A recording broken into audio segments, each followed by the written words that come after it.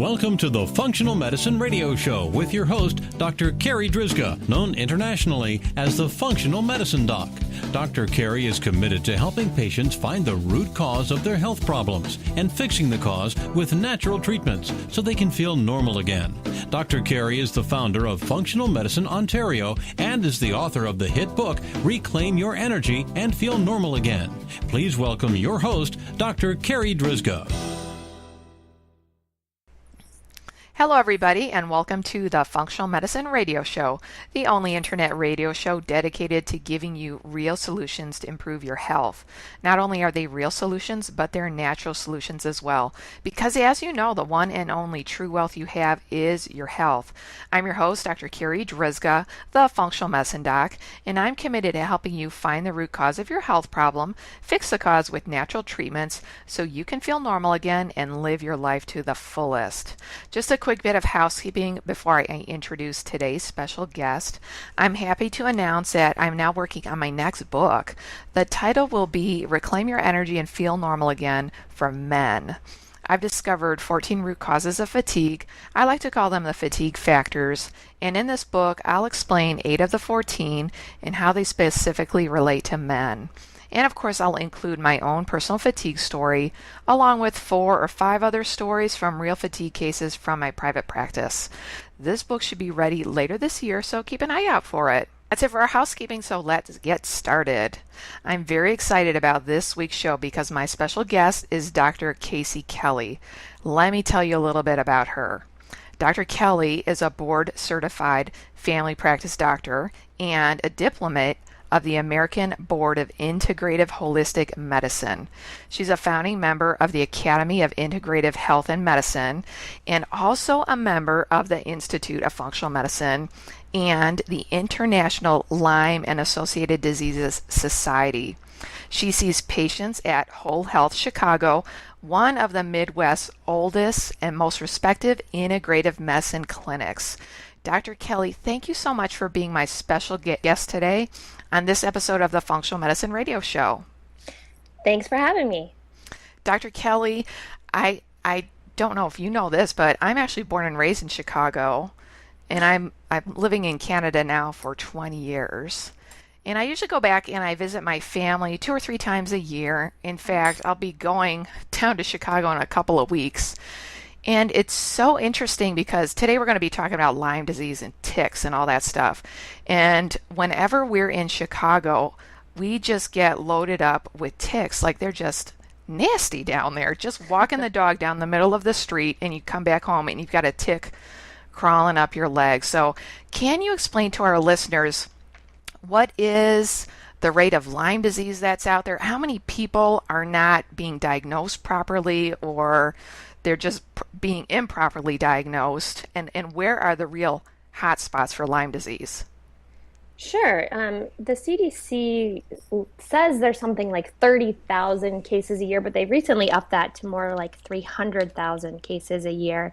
And I think there are probably more that we don't know about because it's not diagnosed very well. I mean, it gets missed a lot, and it kind of goes into a chronic stage where it becomes even harder to diagnose and treat. A couple of the hotbeds. The biggest hotbeds are really on the East Coast, kind of centered around Connecticut, which is Lyme, Connecticut. That's where Borrelia burgdorferi got the nickname Lyme disease, because of Lyme, Connecticut was a big hotbed for it when this first started. The other big hotbed for it, though, is actually Wisconsin. Chicago, we're very, very close to Wisconsin, so we see a lot of it trickling down to us as well in the Midwest. And then I would assume for Canada that the closest part of Canada near Connecticut there would be Quebec. Probably, and then the closest to Wisconsin would be, let's say, Western Ontario. Yeah, but it's really everywhere.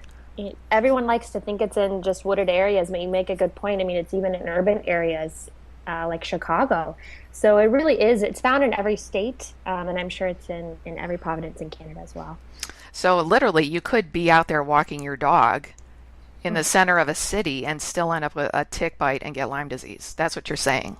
It's possible. Yep. Okay, so can you explain to our listeners some of the signs and symptoms of Lyme disease? How would they know to ask their doctor to be tested? So there's two different big points: the acute and the chronic. In acute, if you're savvy and you pay attention, you can pick up on.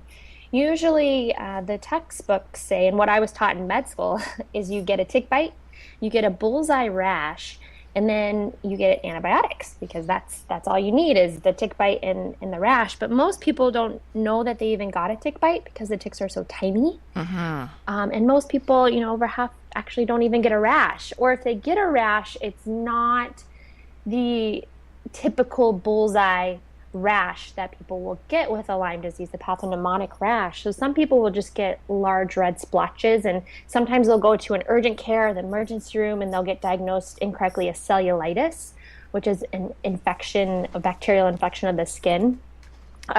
So it doesn't have to be that specific rash. It can be other rashes, but not everybody gets a rash. Some people will just get flu-like symptoms. So if you get severe flu-like symptoms in the middle of summer, you need to be thinking, maybe, and you were just walking in the woods the week before, this very well could be Lyme disease. You need to think about that too. Usually, though, like I said, people don't get a rash. They don't know that they had a tick bite. They might get a little bit of a cold and they don't think much of it, and it kind of clears up and goes away. And so they don't think much of it until it starts to become much more of a chronic issue. Most chronic people are going to have symptoms like joint pain or swelling, fatigue, chronic fatigue, brain fog, focus, concentration issues. They can have mood changes. They used to not really have anxiety. Now, all of a sudden, anxiety is a huge problem for them. Also, heart issues. Some people will have arrhythmias or irregular heartbeats and palpitations. So there's lots of different manifestations of it. It's actually called the Great Mimicker. We used to call its cousin, syphilis, which is also a spirochete, which is a kind of bacteria that Lyme disease is. We used to call that the Great Mimicker, and now Lyme disease has kind of taken over that name because it has so many different manifestations that mimic so many other diseases and problems. So it can be actually kind of hard to diagnose and hard to find. So really, for the listeners out there are no typical signs and symptoms for Lyme disease. So if you've been struggling with your health and seeing all kinds of doctors, having all kinds of tests done, feeling that you're not really getting anywhere, it might be time to think about getting tested for Lyme disease. So Dr. Kelley, if we just talk about the conventional medical healthcare system, what are some tests that patients could ask their doctors for? And then what are more of the alternative holistic tests that could be run? So for Lyme disease specifically, the CDC recommends a two-tiered step process. One is a screening test, and it's usually a test called an ELISA screening test. If that's positive, then they will go on to do a Western blot. And a Western blot looks at different proteins and the antibody reactions to those proteins on the bugs. Now, the problem with that is the screening test often misses about half of the patients. So it's not a very good screening test, actually. There is a screening test that's slightly better. It's called a C6 ELISA test for Lyme disease, which you can request that. That's just a normal lab test, which is a little bit more specific at picking up patients, but still not the world's best screening test. But you can ask your doctor to run both of those for you. I think the Western blot is a much more important test. It gives us a lot more information than the screening test. The Western blot through typical labs, though, tend to only run one strain of the bug, and they don't run all of the bands. And part of that is due to some vaccines that were developed and some other reasons why they don't run them all. What do you mean by all of the bands? Explain that. Sure. So the bands are, I like to describe it as, the bands are little proteins that stick out from the bugs, and the bands are the antibody responses to those proteins. They're trying to find different responses to the bugs. And they use two different antibodies. One is IgM and one is IgG. Now, IgM is typically thought of as more of an acute infection. So if you just got infected with something, that IgM will be high. And IgG is usually more of a chronic antibody or like a memory antibody, so that your body is prepared if it ever runs into that bug again. It's a little different with Lyme disease because Lyme disease can kind of hide out and elude the immune system and then come back out, so that IgM can stay positive for a very, very long time. But typical labs will not run the full panel, so they only do 3 bands, for example, on the IgM, only 2 of which are really super specific for Lyme disease, for Borrelia burgdorferi. So there are other labs out there that will run the full Western blot.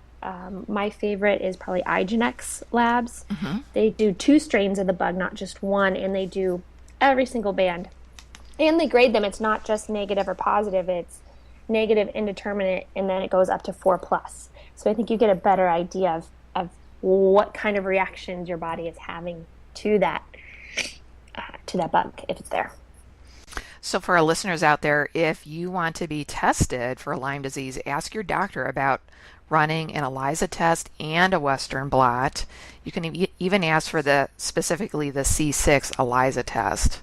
And if your doctor's really savvy, ask them about specifically testing through IGeneX. Yes. There are some other tests out there that are available. Unfortunately, the testing that we have for Lyme disease, it's just not great. It's just it's a very, very smart bug, and it eludes our immune system to protect itself. And so these tests can be very, very difficult and hard to find. So I think we're still waiting for better long-term studies to show what other tests can really help us determine if the disease is there or not. There are cultures available that can take up to 8 weeks, if not longer, to run. And there are some T cells, which are a different kind of antibody tests. There are different tests that are out there and available. And if you really, really want to find out if it's there and you need to have that lab proof, you can explore these different options to see if it will show up, because Lyme won't, well, like I said, it's very smart. And sometimes it only shows up in the culture in a PCR, which is another test that you can run. So sometimes you do have to kind of play investigator and keep looking underneath all of these stones to see if you can find it. So Dr. Kelley, are you saying that you could do all of these tests and all of these tests could come back as normal, but you could still have Lyme disease? Yes, that's possible. Oh boy. So how often in your practice do you just assume there's probably Lyme disease and just, instead of running all the testing, just hop straight into doing treatment and just do a trial of therapy to see, does this patient get better if I treat them for Lyme disease? Mm-hmm. That happens a fair amount. I think it requires a big conversation with the patient, and so they understand what you're doing, what treatments, be that antibiotics, herbs, whatever you guys decide to do together, and kind of knowing, actually, the CDC does not require any form of lab to diagnose Lyme disease. This is straight off of their website. You can look it up. You need 2 things to diagnose Lyme disease. You need to have a probable exposure, and you need to have the signs and symptoms of Lyme disease, which are very diverse, as I mentioned before. That could fit a lot of people. Exactly. So if it's not showing up in the labs and you have a very, very strong clinical suspicion that that's what's happening, then I think it's worth talking to the patient and deciding, let's try this and let's see if you're doing better. If that I think that's a reasonable option, as long as you have a conversation with the patient and everyone agrees that that's the best way to go forward. So a good doctor will always have a conversation with a patient saying, here are the pros and cons of running testing, formal testing, and spending the dollars on that. And here are the pros and cons of assuming you most likely have Lyme disease and doing a trial of therapy and see how you do on that, right? Right. So you just glanced a little bit about treatments. Can you talk a little bit more in depth about treatments? I guess one of the questions that I have, and I suspect a lot of people out there have this, is if they do have a tick bite, should they immediately go to their doctor and get a course of antibiotics? Well, it depends on where you live, too. I think if you live in Connecticut or Wisconsin, then you need to have some kind of acute treatment, be that antibiotics or herbs or homeopathy. There are also several different locations where you can take the ticks and you can send the ticks in, and they will test the ticks for Lyme and co-infections. And one of them is tickreport.com, but there are several others where you can send them into, and usually it's a small fee. But that's another way to find out too if that tick has Borrelia burgdorferi and it bit you, then chances are you have it. So that's another good way to help if you get an acute tick bite and you see the tick bite. There are a couple different ways to do that. The CDC recommends a couple weeks of antibiotics. I think most Lyme literate docs don't think that 2 weeks is enough, usually at least 20 days, if not longer, depending on symptoms. So if you develop symptoms, if you develop joint pain and flu-like symptoms and things right away, and you go on antibiotics and they don't get better, then you just stay on the antibiotics for a few more months, at least 3 months, to see if they will clear. If you're lucky enough to catch it that early, you have a pretty good shot of clearing it. You just need to stick with it. There are some other herbal and homeopathic treatments that you can do as well for acute tick bites, as well as herbs like astragalus that you can take if you live in a Lyme endemic area to help prevent the preventing from getting the infection itself in the first place. So there's a lot of treatment options. Yes.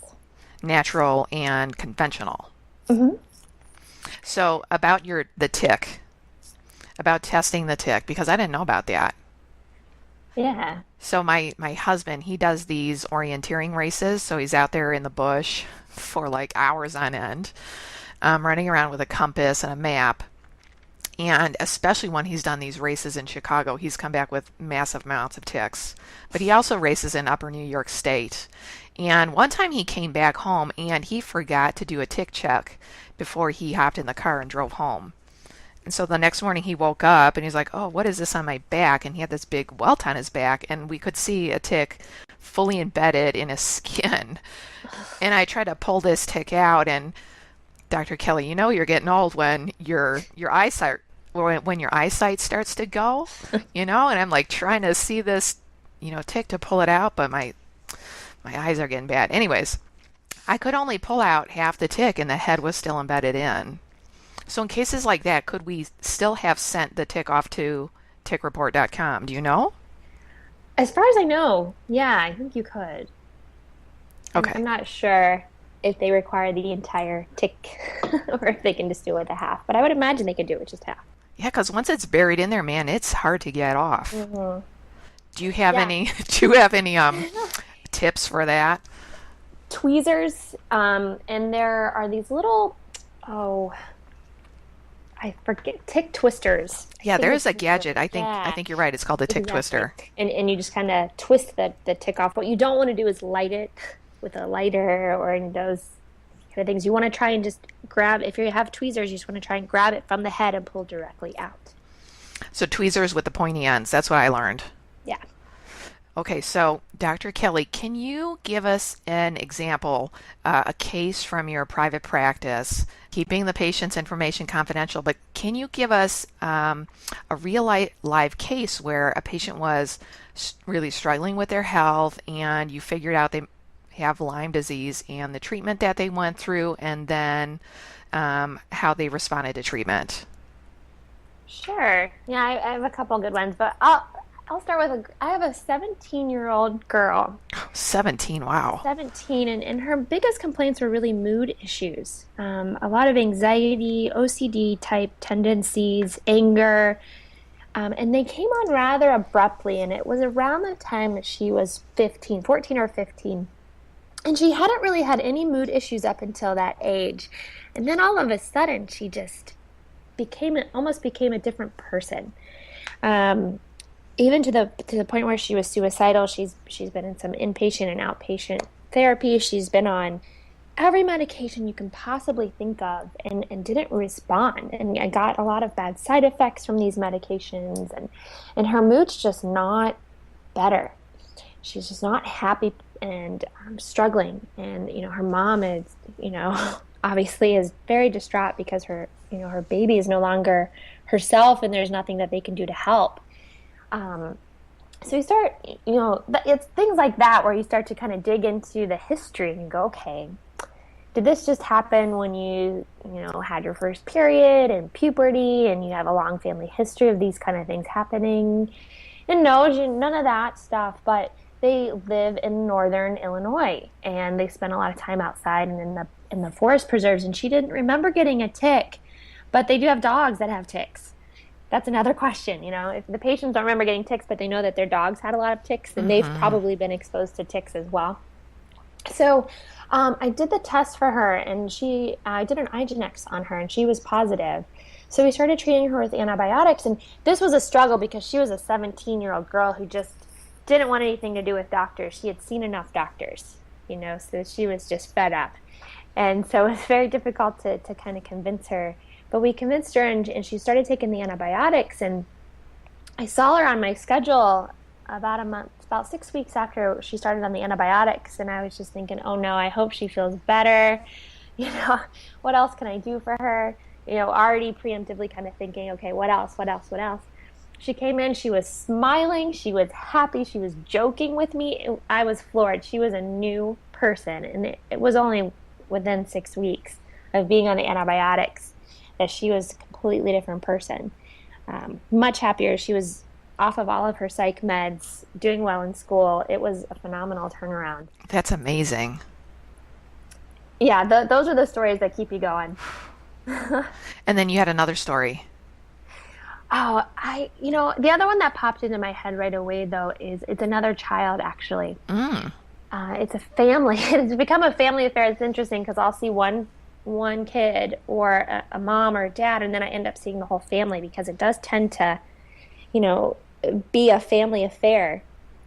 And I had a little 4-year-old girl come in who was on the autism spectrum. And I started her actually and this family also has the perfect history, by the way. They live a little south of the city, but they live in a very wooded area. Lots of possible tick exposures, lots of animals. And I started her with the functional medicine for our gut rehab. And that made huge impacts in and of itself, which I always love to see. But then we started treating her with antibiotics. And she had been on antibiotics for 2 weeks. And her mom said, she's speaking in sentences. She's looking at us. My entire family is flabbergasted by the changes in this little girl. So, there are some really, really great stories. There are also a lot of patients that take a lot longer. I think if you've been sicker longer, if you're older, if you have other issues going on, it's going to take a lot longer to kind of weed through it all and get you feeling better. So unfortunately, not everybody gets well that soon. Yeah, but those are two amazing stories. And again, as you were saying, it is the great mimicker. Dr. Kelley, we're starting to run low on time. How can our listeners find out more about you? Sure. One of the best places to start is my clinic's webpage. So it's www.WholeHealthChicago.com. It's WholeHealth Chicago.com. You can link to my bio and learn more about my clinic there. I also do have a Facebook page, Dr. Casey Kelley, and it's Kelley, MD. So you can find me on there too. I like to post a lot of stuff on there as well. And you can message me through either place. Actually, you can get a hold of me, phone call or email through either our website or our Facebook page. And besides those two resources, do you have any other really good resources for patients who are interested in learning more about Lyme disease? I think the best place to start is probably LymeDisease.org or the ILADS.org. There's a lot of misinformation out there. Yeah. So you have to be wary of that. And those are two of the better places to get started. And they'll link you to the right places too. Okay, perfect. So for our patients out there that are in your car right now, or you're on your bike, or you're jogging away, I'll make sure that all of those links are in the podcast notes so you can easily find those resources that Dr. Kelley just mentioned. Dr. Kelley, thank you so much for being my special guest today and explaining Lyme disease. This has just been an awesome interview. Thank you. Thank you for having me. I appreciate it. All right, this wraps up this very special episode of the Functional Medicine Radio Show with Dr. Casey Kelley. And I want to thank you, our listeners, for tuning in today. And I'd like to invite you back next week for another episode of the Functional Medicine Radio Show. As always, I'm your host, Dr. Carri Drzyzga, the Functional Medicine Doc. Have a great week, everyone. You've been listening to the Functional Medicine Radio Show with your host, Dr. Carri Drzyzga, known internationally as the Functional Medicine Doc. Dr. Carri is committed to helping patients find the root cause of their health problems and fixing the cause with natural treatments so they can feel normal again. Dr. Carri is the founder of Functional Medicine Ontario and is the author of the hit book, Reclaim Your Energy and Feel Normal Again. Please tell your friends about the Functional Medicine Radio Show, and we'll see you next week with more from Dr. Carri.